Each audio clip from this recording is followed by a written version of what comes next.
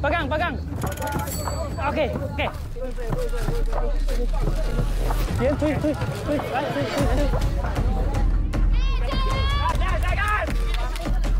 Okey, Jeremy ah. Tapi biru laju ada dua. Biru sebab dia ada dua bot. Itu advantage dia. Kamu eh? Kamu berat sangat kau eh. Itu tamat. Sikit lagi. Mananya? Dia ada dua orang. Putih seorang kita sampai. Sekali lagi. Pedal.